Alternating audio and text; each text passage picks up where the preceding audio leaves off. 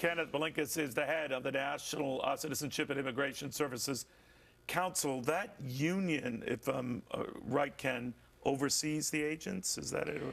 No, what we oversee is citizenship and legal permanent residency status. So anybody seeking status in the United States would be vetted through our agency. All right. Now, how has that agency been affected by the whims and turns on whether we're looking to keep people here or not?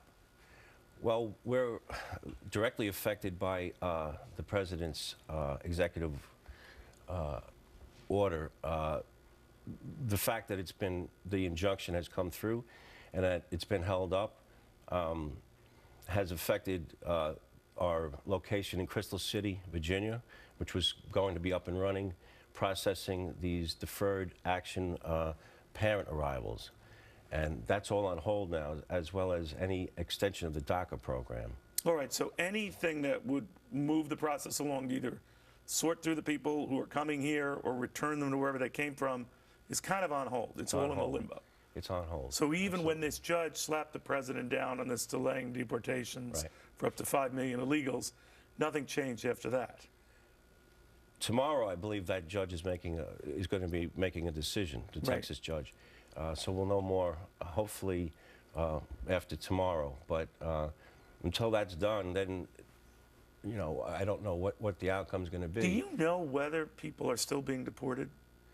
To my knowledge, the deportations are down, extremely down, because the deportation officers themselves have this program where they catch and release, and unless it's a heinous crime being committed and the person's an aggravated felon, they're apt to be put away for up to nine months. So, Ken, in that case, an aggravated felon, right? What's the procedure for something like that? I mean, let's say assault or robbery or, God forbid, murder. Right. What do we do? They're held in detention facilities, and after that, I can't answer because I don't work for that department. Understood, understood. Right. But the processing, the paperwork, the means, the official means by which we move people in and out of this country, that seems to have just ground to a halt. That's ground to a halt from what I gather. I can tell you from USCIS that if we want to put a motion to appear before a judge on an applicant, that gets vetted by supervision. So even the adjudicator doesn't have that decision What does that mean, anymore. vetted by supervision? Supervision will make that final decision on whether or not that person should go before an immigration judge. We don't get to do that any longer. So if the administration is more or less sending out the orders, look, go slow on this. These are essentially undocumented inhabitants. They're not illegals. Has that changed the way you and your guys go about just processing stuff? Well, again, we did have as adjudicating officers the ability, the authority to put somebody, you know, before an immigration judge. We no longer can do that. Why can't you do it? Is it that blatant? This is the policy of USCIS. But who set that policy?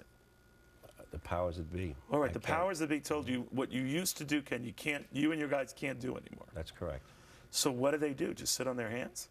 Again, they have a committee that meets and they make a final determination on whether or not that person should appear before an immigration judge. I know, but it sounds to me, Ken, like they're sitting on their hands.